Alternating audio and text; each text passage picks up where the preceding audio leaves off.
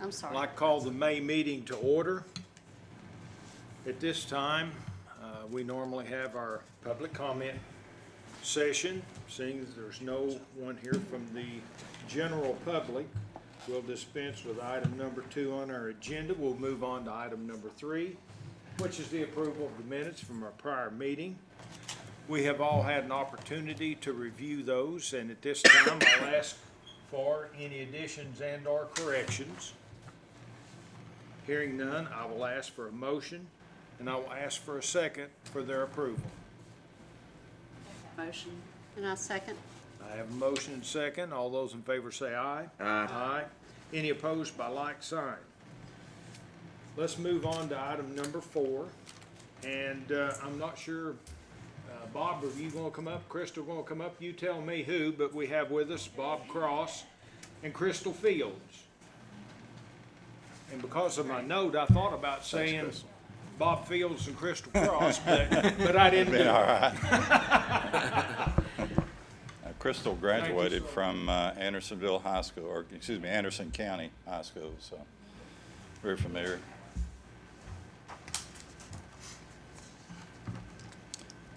Crystal works with our office in Knoxville. Been with me, I guess, for 2 years.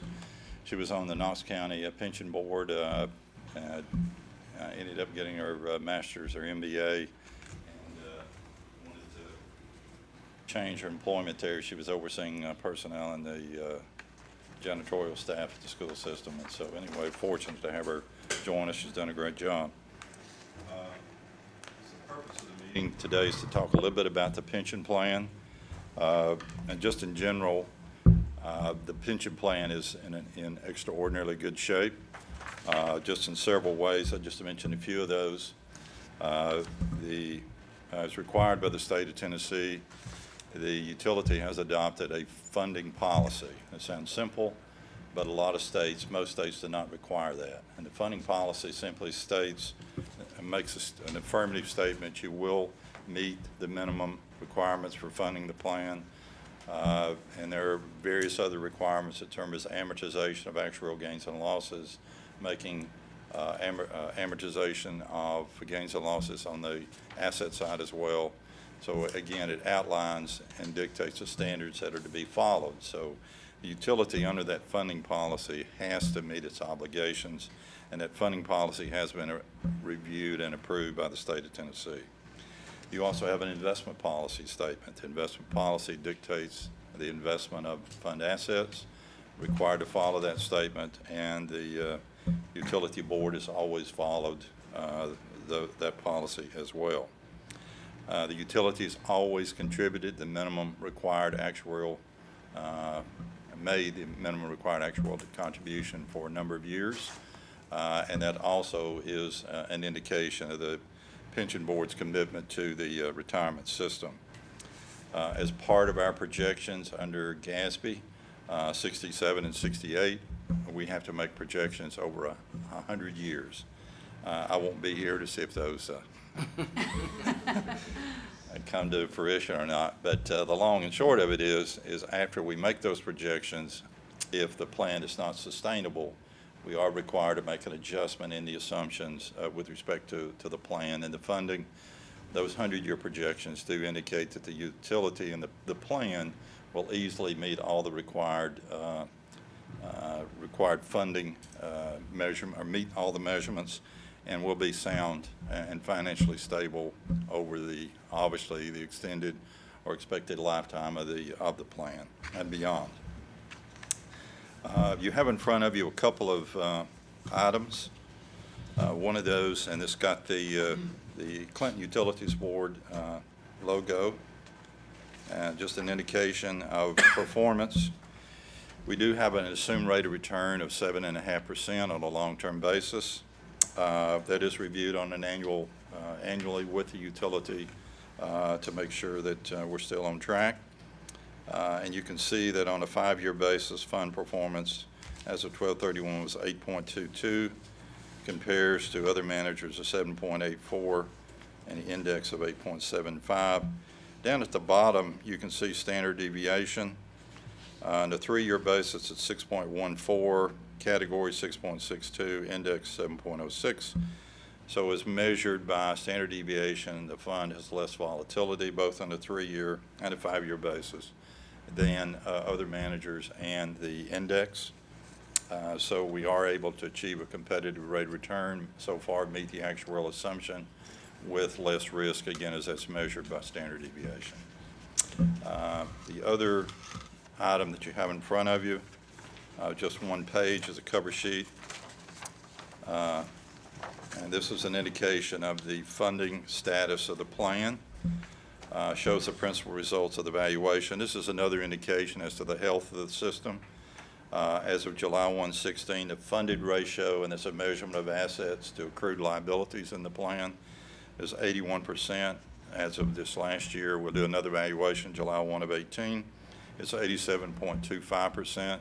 The standard is 80% or higher as far as meeting actual standards on a funding basis. So we look at the, and I guess one other item I wanted to make note of, this last year when we did the actual evaluation, we put all the assumptions together: rates of return, expected retirement age, rates of salary increase, disability, death, quit, et cetera. And we did have an actuarial gain in the system this year, which would indicate that the assumptions are cautious, conservative, that we did not have a loss, and that would again further indicate that the system's on track. So any measurement that you want to use with respect to the system in terms of plan documents, requirements for the state of Tennessee, requirements from the federal government, funding, commitment by the utility to make deposits, the plan is in just an outstanding shape. So I'd be glad to answer any questions you might have with respect to the plan or other features. Floor is open for any questions or comments. I've got several questions. So, number one, from my knowledge, because I'm brand new to the board, I just came on in January. Are you a fiduciary? We are. Okay. What are your management fees? I have to get you the schedule. I'll be glad to get you the schedule. It varies based on assets, so. Okay, so it's yeah. a tiered, do you know Tiered. what it starts out at? 20 basis points. Do you know what, I briefly found it somewhere and I've lost it since, but what's our asset allocation? If you, let's see, I'll get that, again, we have several plans, I just don't keep those. And if this is something that's better done, at another time, No, I'm good. I don't know how many bites of the apple I'm gonna get. They gave us a chart of that at one of these. I think you better gorge yourself while we have them here. No, we're good. I'll come back, I'm all right. U.S. equities, 48%, international equities, 14%, and we have non-traditional strategies. We have a market neutral fund, global real estate, which is about 10%, and various types of fixed income, 28% roughly. That real estate portfolio, is that in REITs? No, it's a mutual fund. Okay. Are these all mutual funds or They're some all ETF? mutual funds, all mutual funds. Do you know what the expense ratios are in those funds? We do. The weighted average is around between 70 and 80 basis points, which is very, very competitive, as you know. No front-end loads, no back-end loads, everything's at NAB. Are you paid any commissions on any products? We or do services? receive some of the income from the funds, and it offsets our fees. So you talked about stress testing the fund and that 100-year projection. Is that a Monte Carlo simulation or? It is. So it took, and I guess what my question is specifically, it didn't just do a assumption return over 100 years, but it took in variation of the market. Yes, the assumptions we utilize, we have an assumption about rate of return, an assumption on salary increases, assumption on mortality, assumption on rates of disability, assumptions on withdrawal. All of those assumptions are taken into account. We have pre-retirement mortality that is prior to retirement, mortality after retirement. So, and we do an experience study every 5 years to ascertain whether those assumptions are in sync with the actual plan experience. So does that take in, I mean, see, it looks like year-to-date, we're doing almost 15%, but in '08, we didn't do 15%, I'm sure. So does it take in that variation, or is it just a flat line, we're assuming 5% over year, over year, over year? No, we're assuming 7.5 on a long-term basis, and we have every year, we meet with every client, whether it's an endowment or other types of institutional account, defined benefit plans, and in our office, we have about $3.1 billion under advisement. Our firm overall has about $22 billion under advisement. We evaluate the expected rates return under various asset categories. So we use, it's called a horizon study along with our own projections. Horizon is an independent organization that takes projected rates return from a variety of investment managers, large cap equity, and that would be large cap growth, large cap value, mid cap growth, mid cap value, and they project rates return over 10 years and over 20 years. And there are some managers that are optimistic, other managers that are pessimistic. Right. And so we take those averages over that period of time, and we look at the one that basically that's the mean in the middle. And with that, we weight the asset categories and rates return from those various managers, project that over 10 years and 20 years, and then ascertain whether that mix will meet the projected rate of return that's utilized to help fund the plan. And again, we do that on an annual basis. And what we found so far with the clients as of January 1st, this valuation is done as of July 1, is that the expected rate of return for a typical asset mix on a 20-year basis is somewhere between 7.5% to 8% for the typical mix. We all think short term, we're all human, whatever, I mean, it's just the way we're all built. But again, based on these independent advisors, we're very comfortable with where we are on the assumptions. And the fact that we had an actuarial gain last year, again, we're very comfortable with where we are assumption-wise, so. It's kind of like Monte Carlo, but do you do different scenarios indicating, looking at if one of your pessimistic persons happen to be right, what would be the downside? Yes, one of the things we do is take a look at what we call max drawdown. We will make a projection if this happened or that happened. What's the likelihood if there were a loss, what would the maximum drawdown be? We can do that with a 95% confidence and a 97% confidence. So we have we never certain, but we have a very good statistical basis for determining how bad it could be. Because none of us want to game, we won't, I don't think, I mean, no promises, but where we were back many years ago. So we position this portfolio, all of our clients, actually it's who we are, to be very, very cautious on the downside. We'll give up a little bit on the upside to make sure we don't give up an unreasonable amount on the downside. And So who far, sets so the good. funding ratio, the goal at 80%? Is that That's an actuarial standard, it's universal, so, yeah, good question. So so we're 48% domestic equities. Correct. Do you know, how much of that is value, how much of that is growth? 10% large value, 10% large growth, 7% mid-blend, as you know, mix. We have 9% mid-growth, small value is 5% roughly, small is 7%. And then what international exposure do we have? 3%, in aggregate, 14%. And does that break down, how much of that's emerging markets? Mark is 2%.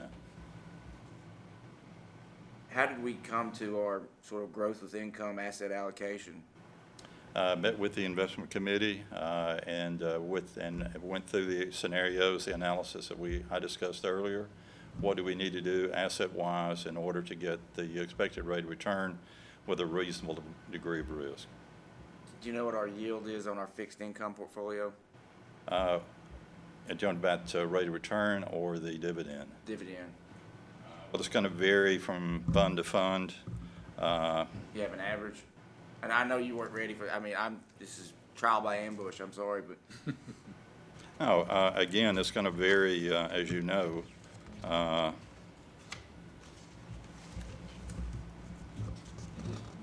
while you're looking that up, sort of talk to me about our fixed income portfolio. How much of that's in treasuries? How much of that in munis? How much of that is in? We don't, we have diversified, it's two questions there. So we have a floating rate fund that bank loans, as you know, and the average coupon there is 5%. Well, that's good. The government obligations, that's a short government, average coupon is 5%. The Calvert short duration, obviously that's going to be somewhat lower, 2.85. MFS, the total return is 3.3. High yield, a little different, of course, as you know, is 6.4. International bond is 6.04. So that'll give you an idea. Yeah, that's excellent. I'm very, very happy with that. Do you mind naming some of the mutual funds that you're using?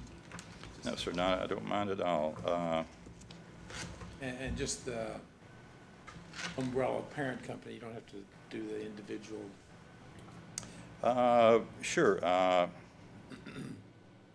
Let's see what would, let's fixed income, we have a federal rated obligation, Eaton Vance floating rate, and government obligation, Calvert short duration, MFS total return, JP Morgan high yield, Oppenheimer international bond. So we have no USI funds, none. If we start those, I'll quit. That's just a bad road to go down. So we have a large staff in Connecticut that does all the analytics with respect to the funds. We have a preferred list, and we have a very rigid process that we go through in making sure that the funds that are being recommended to our clients are suitable. They're all good Morningstar rated. Morningstars is one of the elements. We look at expense ratio. We look at obviously performance, consistent performance. We look at manager tenure.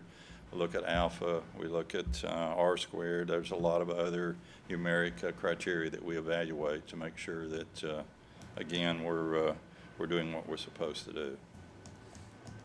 Very serious about, as you all, I'm very serious about what we do. So, How many accounts or clients do you have locally?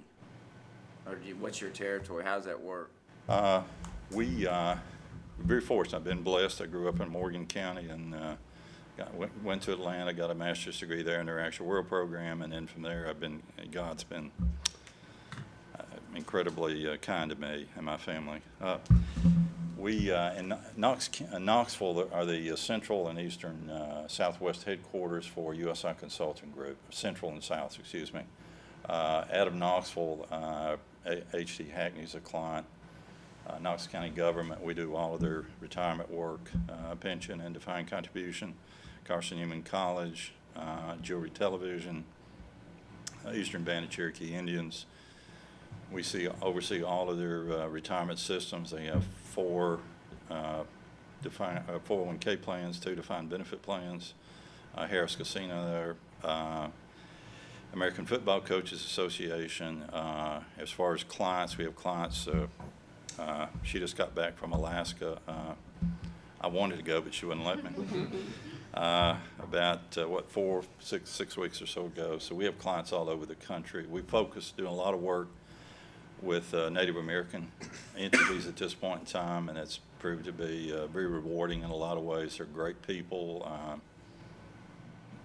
Good to work. More, whether you're a lawyer or investment banker, at some point you can have too many, right? If I have too many files on my desk, then I can't give everybody the attention that they need. And I'm just trying to get a feel of. Roughly, out of our office, we have about 140 or so relationships. So no, we're not interested in numbers. Never have been. Never. No, it's not who I am. Does that make sense? What I was trying to ask. I mean. Yeah. No, Greg. Again, I yeah. want to make sure that we're special. I've known Greg. This is my hometown, you're special. I'm glad you said that. Every client that I have, no matter how big or how small, is important to me. And every Personally. investment meeting, except for maybe once when you were detained, he doesn't send an aide. The principal himself, Bob, comes and meets with us. Who is our investment committee? Myself, Dudley, and Greg.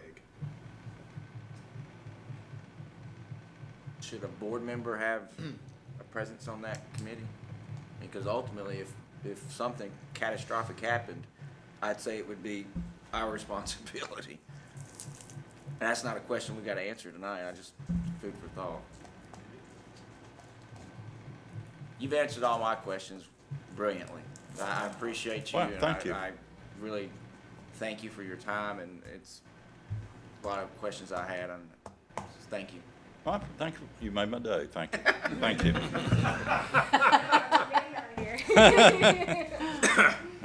Any other questions or comments? Thank you all. Thank you, Bob. Thank you Thanks. very Take care. much. Bob, Thank you. Crystal, thank you all very much. We appreciate you all. Be safe out there. Thank you.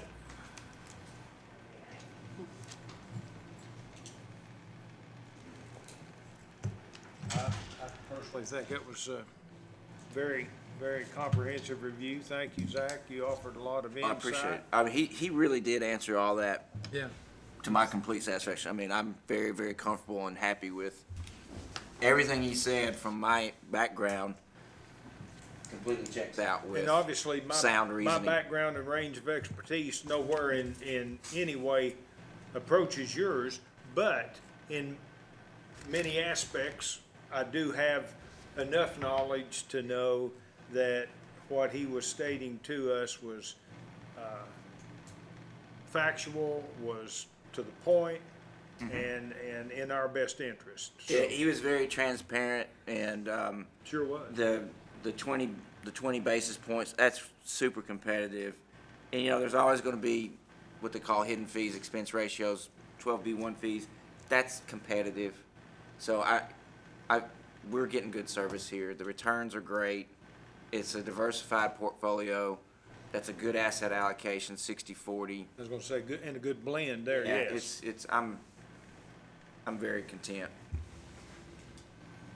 Based on what Zach said, though, if something were to happen, we would be catching the heat if something happened to our pension plan. So I think that's a question that needs to be discussed, is does a board member, and I don't know if that's something that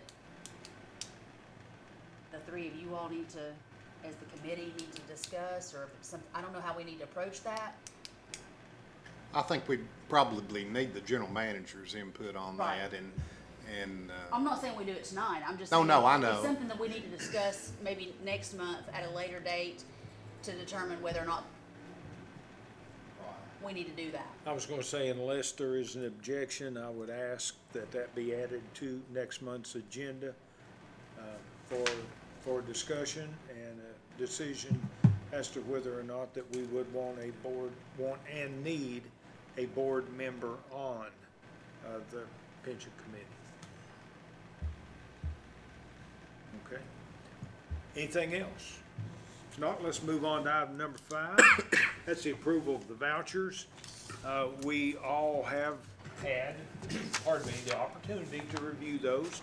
Are there any questions or comments regarding the vouchers? If not, I would ask for a motion and second for their approval. So move. Second? I have a motion second. All those in favor say aye. Aye. Any opposed, like sign? This time, I'd like to call on Mr. Fagan for a review of the monthly reports for the month of March, please, sir. Thank you, Mr. Chairman. Before you have the revenue and expense summary for the year through March 2018.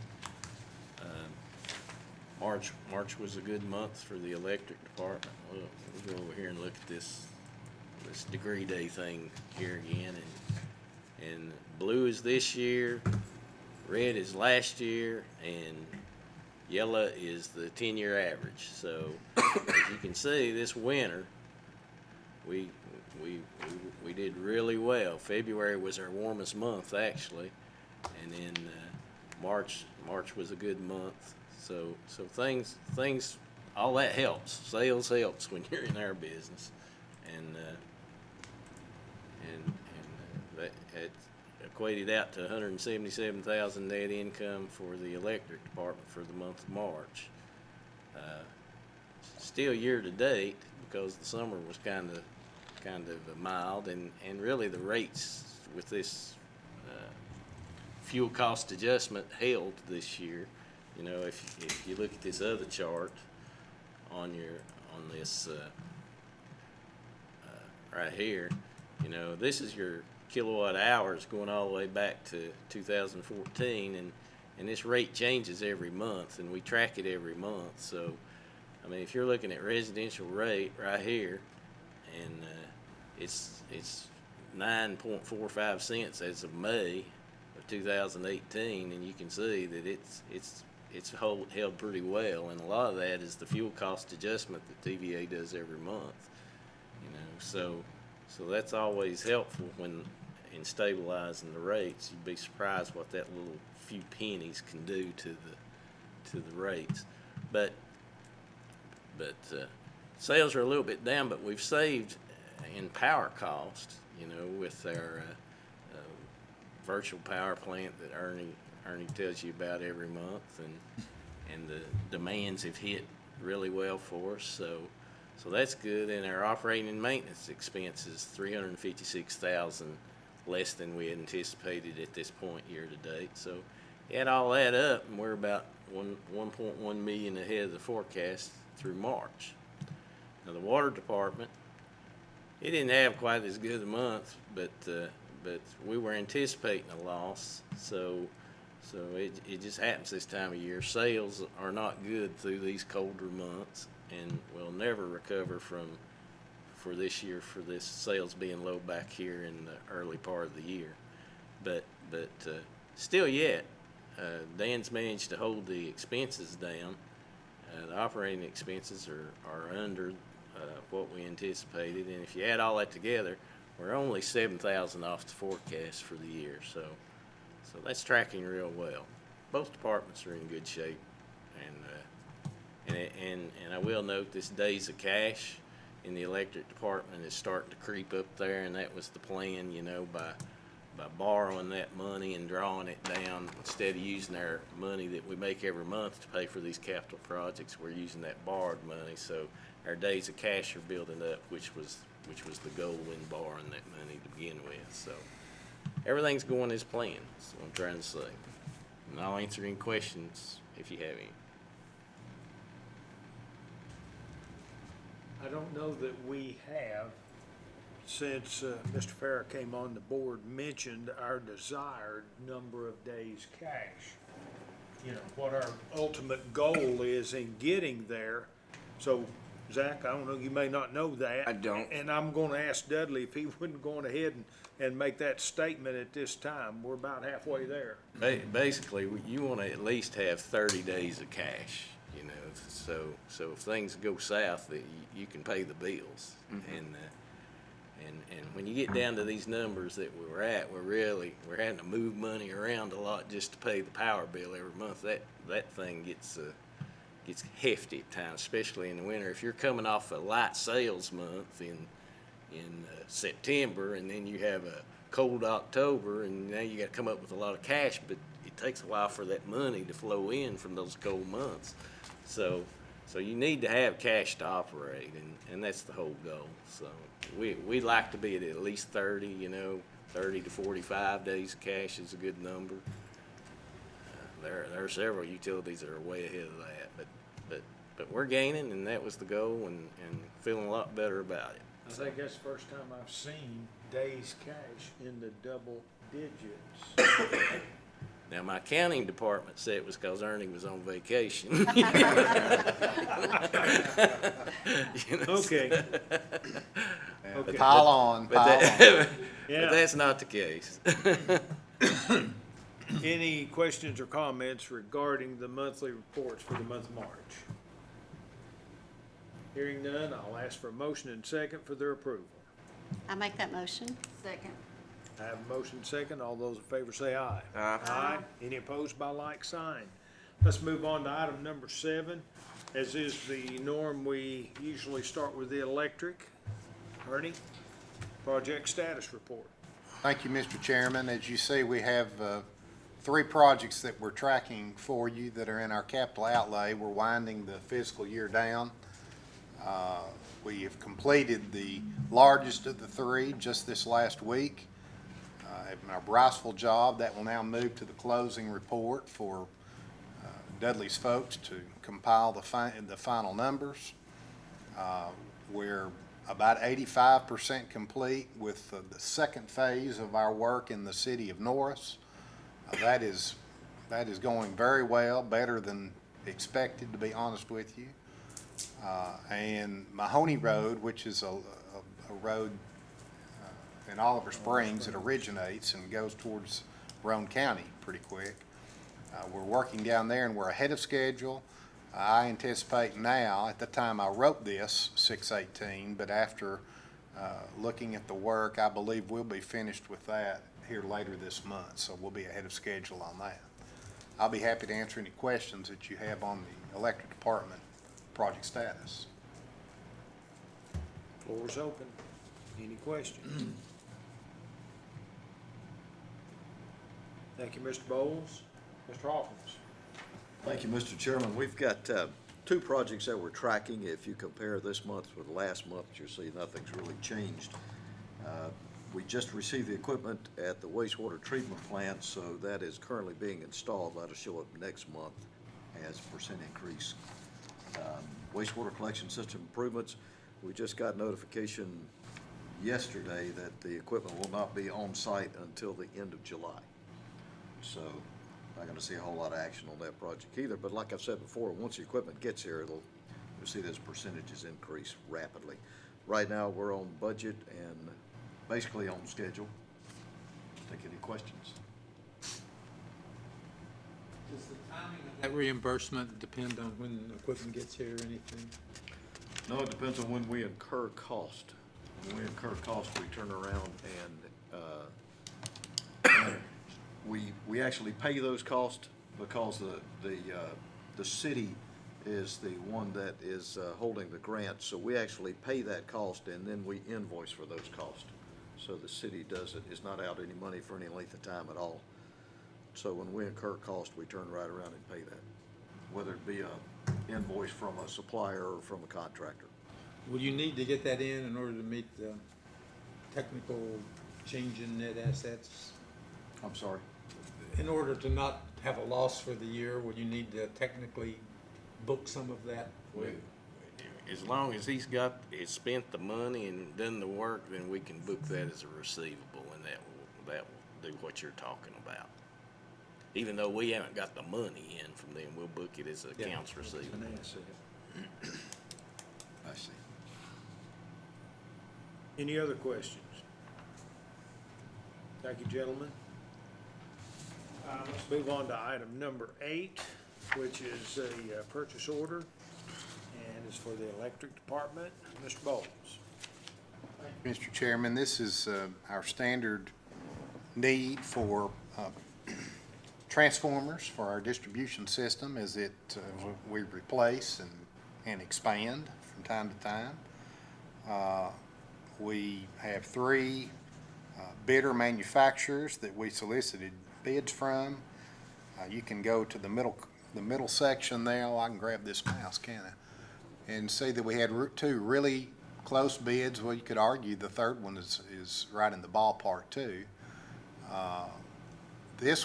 In this particular case, as happens from time to time, we are recommending to not go with the low bid, and that's because the low bid is what I would call the apparent low bid. It might be the low upfront bid, but if you'll recall, transformers use electricity. Think of it like gas mileage for your car. So when we actually run the numbers on how much the losses are associated with the transformers, it turns out that over the life, we would save we'd save over $26,000 going with, by spending another $140 more. And that would be our recommendation. And that being the case, the entire purchase order would go to utility sales agency for the full amount of $111,823, and that's what I recommend. Are there any questions? If not, I will ask for a motion and a second for the approval of the purchase order for the transformers. I move we approve the purchase order for the transformers. I'll second that. We have a motion and second. All those in favor say aye. Aye. Aye. Any opposed, like sign. Ernie, let's stay down there, pardon me, at your end for the construction contract for painting of the substations, related equipment. Best way I can put that. Thank you, Mr. Chairman. This ends our latest round of painting our major equipment. This is the third year that we have gone out for bids, and this will complete all of the coating work in our substations. We have thrown in from time to time, like the siding on this building and various other things around the campus. As you see, we threw in some work for the fuel canopy internal structure, hoping to get a competitive price. We were shocked by the amount of the money that each of the bidders wanted to paint the inside of that fuel canopy. And so we have removed that from consideration at this point. We're just going to take a closer look at that and look at some more options. So with that removed, although with that included, I should say, we got 3 bids from 3 qualified contractors. The recommended contracts, though, as we look down on an item-by-item basis, and to use that old phrase, cherry pick, there was quite a bit of disparity between the items on the contractors as they went and bid them. So by breaking out the items as we have recommended, will result in 2 contracts awards and a net savings to CUB of over $21,500. So that is our recommendation. The sum of that, the $85,404, is somewhere in the neighborhood of $25,000 less than what we anticipated, so we're very happy with that number. We're very familiar, and we have used Public Utilities Maintenance throughout the years. Although the bulk of the work this time is going to Service One, we do not have personal on-site experience with them, but some of our neighbors do, including KUB, and they give them a very high evaluation. They certainly have all the insurance, bonding requirements, so we have no reason to be apprehensive about awarding the contract to them. So with all that said, we're recommending 2 contracts be let, one to Service One in the amount of $77,304, and one to Public Utilities Maintenance in the amount of $8,100. Any questions? Hearing none, I'll ask for a motion second for the approval of those contracts. I'll make that motion. Second. We have a motion second. All those in favor say aye. Aye. Any opposed, like sign.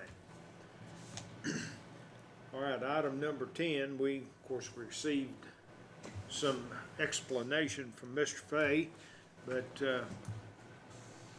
Ernie, I don't know if you, Dudley, whoever wants to pick up the ball and run with it first, I'm going to let you do that. I'll just make a brief statement, Mr. Chairman. I hope that all of you all got the email that Greg sent explaining his absence, as well as trying to weigh in and give his recommendation on this wholesale rate issue. As he indicated, and as you know, because you approved the non-disclosure agreement for him to be on that executive committee that is meeting with the high-level executives at TVA, it's not a good time right now between TVA and the power distributors, and there are many issues, one of which was very contentious, of course, is this wholesale rate adjustment. Many of the power distributors are not in agreement with the way that this is being rolled out, the methodology that TVA is using. And I mean, it would take us, Dudley and I combined, until 10 o'clock tonight to try to explain all of the numbers and the chicken bone method, if you will, that they have used. We always tease that the rate folks at TVA must work in padded rooms in Knoxville. But all that being said, and kidding aside, I think the main thing to keep in mind is, number one, there's not a thing we can do about this. This is a wholesale rate implementation. And as we have always done with the fuel cost adjustment that changes every month, we simply pass that through to our customers with no markup. We also provided in your packet, and without going through all these items to bore you to tears, the main thing that should catch your eye is on page 4 of 4.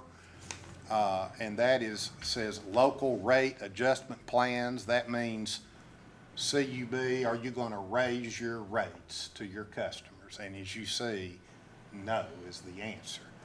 So we are going to pass through the adjustment because it is not a definitive amount, and it's based upon volumetric sales over a 5-year period, Dudley. That number changes and can change every month, and is related back even to what our monthly sales are going forward. So built into this pass-through is, as I think Greg put it, as a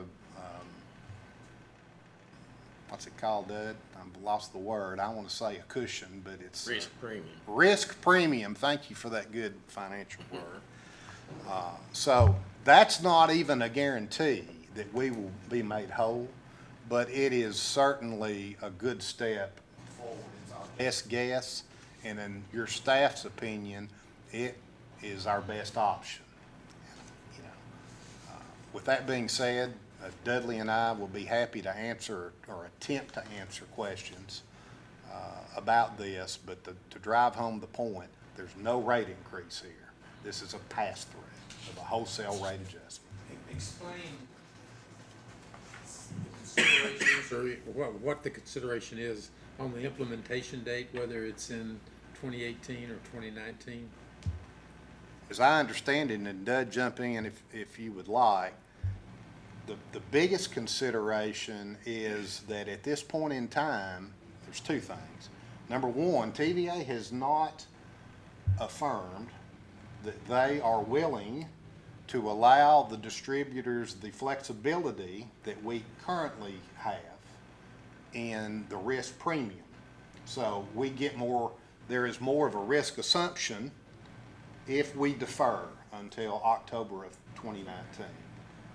I mean, I think that's really the bottom line to it. I do too, from what I know.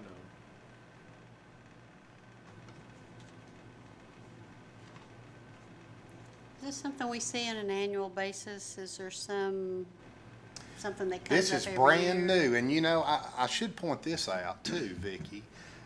Those of you that have been with us for a while, you know that for years we have been talking about trying, because TVA shifted the risk more to the distributors in 2011. We went away from an in-use rate, which in a sense is they would bill us based upon our sales, so we couldn't lose. We always had a margin on that. Since 2011, that risk is now on us to manage our demand, and that is why we've been so successful with the virtual power plant and how we can shave that peak. I lost my train of thought. I'm going to go with that.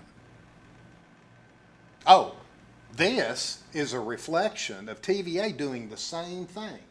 This grid access charge is going to become a fixed cost component, just like we began looking at the delivery charge and raising it by the $2 and $3 that the board approved. That was all aimed at moving cost recovery to more of a fixed basis than a variable basis. Lo and behold, 4 years later, here comes Big Brother, and they're gonna do the same thing, okay? I hope that helps answer your Does. question. It does. Now, our understanding is that, that this additional revenue for TVA is gonna be used in part to lower, rates for, general power industrial type customers, to make the valley more competitive. That's what we're being told. Except for Dan, you all will get a rate increase. So I've got a question, just because I'm slow in some things like this one. So TVA, we have no power or control over, TVA's increasing the rates, and we're going to pass through that rate to the ratepayer. Yes, sir. But we're not increasing our rates per se, but we're just passing through that. Exactly. So it may appear to Mr. and Miss Customer that we've raised rates, but we haven't really. Yes, their cost will go up. They will go up. And But not what are do- we but talking, not do 30 the- cents on a $100 bill? Is that what Chris estimated? That's what they're estimating. 30 cents on a $100 bill, so not radically, but as the box shows, we call this revenue neutral. Right. We're not getting any more money other than, built into this, our best estimate through the risk premium to try to offset this cost, which we still have risk with. So we'll have an opportunity again next year to revisit this and adjust that risk premium, or, hopefully adjust it. If not, to make it up, it will take a local rate action. And they're basing it off a 5-year look back. So if your sales go down, there's a good chance you get hurt. If you're in a place like Nashville where your sales are going up, then it's not gonna hurt you. It's probably gonna help you. But ours are flat, and of course last year was our lowest year in a long time. So it would have hurt us last year had this been in place without the risk premium. The risk premium is to protect that margin to keep us from getting hurt. So as people move to the new technologies, the solars and the smart thermostats and all of that, TVA is protecting themselves against that. Exactly. Yes, sir. Because what we're all seeing in the utility industry are demands, the instantaneous need for total power are only slightly tailing off nationwide, or some would argue about level.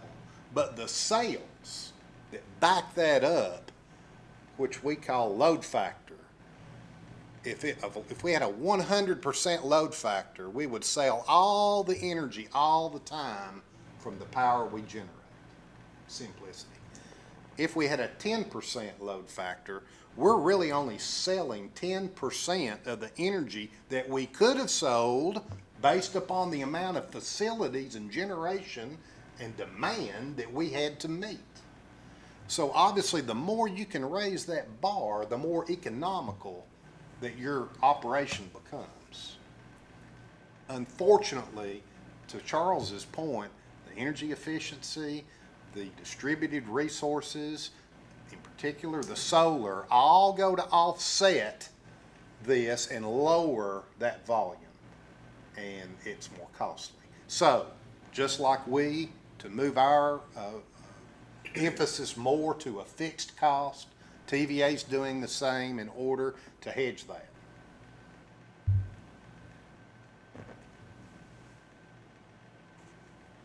It's a very contentious relationship at this particular point in time.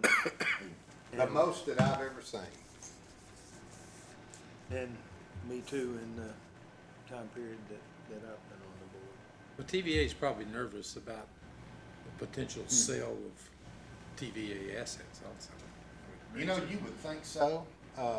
However, if they really were, it's not plausible to us why they are pitching such a fit about cooperating with the power distributors to try to muddy any sale. And that is a principal focus of this group that Greg is in, to convince them that one of our highest priorities as ratepayers and citizens in the valley should be to preserve TVA. We've all paid for it. Those all our assets, lives. yeah, those assets we've paid for as ratepayers. But to me, it's not logical. You know, I don't know why. I can only speculate. Their position is not logical, in my opinion. Any other questions regarding what I'm just gonna call the pass-through of charges? It's real, I mean, what's our other option? I mean, Don't have don't one. have one. No, I mean, you know, your option is to accept our recommendation, to defer, which we obviously think would be a mistake and could essentially put us at more risk, or not pass it through, which would be a disaster for Dudley and his days of cash and all the work we've tried to do Yeah. to bolster that up. I understand. Yeah, we could say we wanted to wait to make sure TVA's board approved this, but according to the memo, and I guess That you- was today. Yeah, And you know, I didn't get on the website. Did you, Dudley? I looked before I come in here, it didn't say. Greg was confident. It seems like, you know, the old phrase, the fix is in. Even though they've got all these board members, they seem to know what's gonna go on, but, you know, just saying. So I think there's a high level of confidence that they passed it. It's already implemented, yeah. If not, and they just withdraw all this, don't worry, we will too. Right. We can go ahead and approve it, and then if something happens, then we can always undo what we. yeah. Yes, Exactly. we'll have a party. It's 99% sure it was going through, so. Any other questions or comments? If not, I'll ask for a motion and a second for the approval of this pass-through grid access charge. So moved. Second. We have motion second. All those in favor say aye. Aye. Any opposed? Like sign. Let's call on Mr. Bowles for a review of our preliminary capital outlay for fiscal year 2019. Thank you, Mr. Chairman. I'll kick this off, and then we'll see how much discussion that the board would like. In response to the board's request to try to provide information in as much in advance as possible, and not to have to hold an up or down vote on the budget on a short review and in the same month, we prepared as staff the capital portion of your budget for preliminary review this evening. And we have it not only for the electric, but for the water and sewer as well. Next month, we will have the entire budget, and that's where Dudley does his magic and all of his forecasting, and we put these numbers together with his cash flow projections to make sure that, to use my mother's word, everything is copacetic. With that being said, I'll start with the electric department budget and just give you an overview. We affectionately refer to the top part of that budget down to the gap as the top of the budget, and these represent items that are on within our capital budget every year for our typical standard operations and maintenance and so forth. Do you have comparisons to previous years on that? I'm gonna compare it in a minute to the bottom line. Okay. We do make adjustments from time to time. We did adjust, I have the paper copy, Charles, and I know Dudley and I talked about and did adjust a few numbers here and there, but there's not a huge difference between this total and what it was last year. As for these items, these are unique. We may have different phases that if you were to compare to your current capital budget. But typically, these are what we recommend and feel that are the highest priority work that the utility needs to do in the upcoming fiscal year. I'll be happy to address any of these items individually with you, but corporately and aggregately, I'll say that the $6.22 million capital budget that we're going to be recommending this year is $730,000 under the aggregate capital budget that we had last year. So that should make everyone feel a little bit more warm and fuzzy. And largely, there's no big secret, but if you'll recall, we finished this year 3 phases of work over at Claxton Substation, and our major expense in the substations is always the purchase of the huge transformers. So for the last phase of Claxton, in our current budget, there was $800,000 allotted for the purchasing of the final transformer and its installation. So you remove that from the equation, you know, allow inflation or whatnot, and we're right on track with where we should be. Why I'll why stop does the there and see pole if you- replacement program have a C beside it? And is that not an ongoing type of? The C is our shorthand note that we're going to need a contractor in order to accomplish that. Oh, okay, I That- saw it down, yes. sorry. And I will note that for you, that we're not going to add a contractor. As you know, we do have contract workforces, and we're going to utilize those same forces, but they'll focus on that pole replacement. I was kind of thinking is that something that's going to go away, or is it more related to things above the gap up there that we just do year after year all the time? You know, one day it may go away. I think me and you'll be,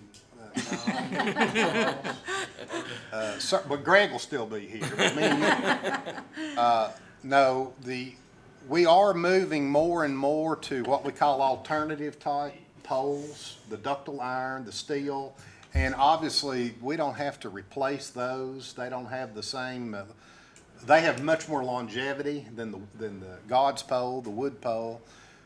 But for many years, we're still going to be changing out bad poles, and we still do set most of our poles as wood.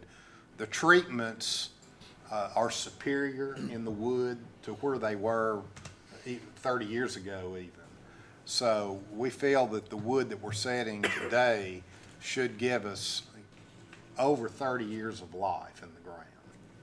So we selectively look at the most difficult and crowded poles for the more expensive ductile iron, because we know once we put that thing in, we're not going to have to touch it again unless a tornado or something comes through. So no, I don't see it vanishing. Not maybe when Greg retires in 50 years. Question, just out of curiosity, there's a bucket truck on here, replacement for $275,000. Yes, How yeah. do we replace our trucks? Does it every year we replace one, or is needed, or how do we do that? Well, you know, it's not as convenient to where we just have one typically. Many more years than not, we have multiple trucks. But it's not by the age as much as it is this number right here, the hours. Because the hours are the number of hours that engine is running. And you start to think about 7,300 hours and just how often you're in your car, and you start to, I mean, that's somewhere in the neighborhood of 15 plus years of engine wear on a 10-year-old vehicle. So we look at maintenance records, how much trouble is the truck giving us, and that kind of raises the flag. We compare that to engine hours, and we do try to partition out so we don't come in with 5 trucks in one year. But this year, despite a lot of scrutiny and seeing if we couldn't find another one to replace, we just can't justify it. So we don't want to throw a second one in there just for the sake of throwing it in there. We I was want it just to be curious. needed. How many trucks do we have? Just, Oh, gosh, I don't know as I sit here. I mean, in terms of heavy vehicles, major vehicles, I can tell you that we have, 4 mainline crews. Each of those crews are equipped with a bucket. We have 2 bucket crews, and we have 3 service crews, all of which have buckets. Then we have some extra buckets, and we have some large specialty buckets that don't roll every day. So I don't know what that added up to, but that's in heavy vehicles. Bud, do you have any number for the pickups and all that kind of stuff? We got a lot. I'm gonna throw a number, just say, I don't know, 50? Yeah, I'd say that's ballpark. I had your count until you got to the ones that don't roll every day and some of this. Oh, yeah. I have no way of quantifying that, so. I'm sure it's sufficient. I just wondered with that fleet, how we replaced them so we wouldn't have 10 in one year. So you answered my question. Thank you. It's a balancing act, and it's judgment. It's judgment.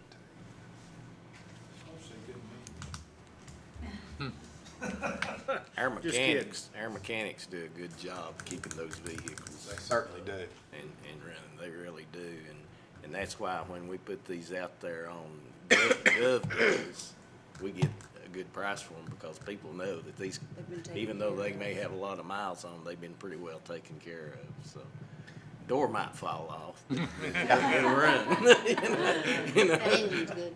because they open and close them doors a lot on those trucks. You know. Are there any additional questions that you have for me on the electric department budget? If, That's my line. I'm sorry, I was That's gonna all say, if not, I'm gonna let Dan go for water and sewer if you, That's, like I say. You're I'm out of- aiming for your job. Thank you, sir. Well, you can have it, but anyway, unless I hear other questions in regards to the capital outlay portion for the electric department, we are gonna move on to Dan with water and sewer. Okay, well, like Ernie, we try to make sure that items are replaced before they fail. We don't like sewer backing up, neither does the state. We don't have overflows. We've got 45 pump stations, over 300 pieces of pumping equipment and motors and control panels, and we work in a very hazardous atmosphere. It's kind of like mechanical parts down at the beach. They just deteriorate rapidly. So I've got a matrix that I use, and you can see a little bit here. You can't read it. I don't expect you to read, but out of all of the pump stations we have, we replace them usually when they get to 20 years. I've got pump stations that have been in the ground 57 years, and the motors are still running.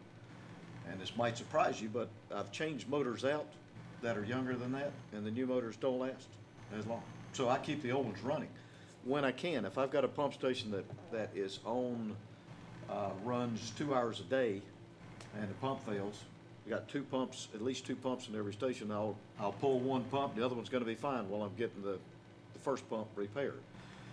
But the station we have downtown, we call it One Stops, next to the One Stop Market at the railroad overpass. It operates every 2.5 minutes. So I've got 2 pumps in there, they run all the time. Something happens at that station, we're in trouble. Because Town Creek's right next to it. Never had an overflow, but those are pumps that we maintain. We change out proactively instead of waiting until something fails. So all that's taken into consideration. So the same thing is at the water plant, same thing as at sewer plant. We're proactive. The first item, we got to replace raw water pump. That's a line holder. That pump was installed in '64. It's a second pump. It's running. I'm not going to replace it till it fails. Galvanized water main replacements, that is proactive. Replacing mains, after a while, the galvanized mains become like soaker hoses. You can't tell if they're leaking. Nobody can find them leaking, but they leak all the time. So we proactively replace those, and the service lines, most of those are in Claxton. When we took over the first utility district in Claxton, a lot of those old galvanized mains and everything, we spent millions of dollars down there replacing them and still have more to go. Wastewater treatment plant upgrades to sludge processing building equipment. This is mechanical equipment, metal equipment that pumps and handles sludge and wastewater, and so it needs to be proactively replaced. Wastewater collection system improvements North Main Street. This is a project that hopefully will alleviate the overflows that we have at the underpass there at One Stop. And we've had those chronically, and that hopefully is gonna take care of that. And here's the wastewater pump stations, like I talked about. Every year, we have a few pump stations that we replace, and 410,000. Last year, we had 345,000 plus 205 for general upgrades. This year, we've got fewer general upgrades than we had last year, but we got more upgrades of major pump stations. We got a track excavator that we're replacing a backhoe with. A new backhoe's $130,000, the track excavator is $76,000, and then $9,000 to haul it around. So we're always looking at ways that we can do the work better, more efficiently, more effectively. And so all of these items enter into what shows up in the capital budget. Now, if we've got a pump station and one goes down, we're gonna take that one and improve that one instead of one that we've got on the listing, but we are proactive. Like Ernie talked about, I've got a listing of equipment, and on the right side here, I've got fiscal year that we're gonna replace it. This is just a projection, so like you said, we don't replace more than one a year, so this is how all this tracks. So that's where these numbers came from, and we spend a little every year. Last year, we had a capital outlay of 1.3 million, this year's 1.12 million, so next year it may be up, it depends on what we need. I'm open for questions. Are there any questions from the board? Just a comment, this is their expertise, and I just feel if we have the money to do it, and they're saying this is what we need, I think, we approve it. Because, they're experts at this, and that is not up for debate. And so I think that, if anything, my short time on the board has shown me that they are also, they're very conscious of spending and conscious of coming under budget. And so I appreciate the detail, and I'm in favor of, certainly of approving both capital outlays. This is not for approval now, is No, this? No, this is Those just, are just review my and discussion. comments. just for But I review. know what Zach's saying. He's saying we've had a comprehensive review here. When it does come before us, Yeah, I'm in favor of it. That's right. When it does. We appreciate If- that very Yes, much. thank you. All right, we have reviewed both. Thank you for what I consider to be excellent presentations and reviews. Since the big guy's not here, Ernie, we'll call you Just a quick. Big Guy Junior. Just a couple of quick items here. I want to share with you, as you all know, and many of you have teased me and whatnot, I did have quite a sabbatical. It was a wonderful time, but was gone for a lot of the month of April. Before I left CUB, I was asked by TVA to present at what's called the TVA Marketplace, Distribution Marketplace. This is a gathering that we're doing every year to every other year, where we gather all the LPCs and we share best technology, ideas, things of that nature. So I was asked to present. In my absence, Todd presented. They were thrilled to have him. They were lucky to have him.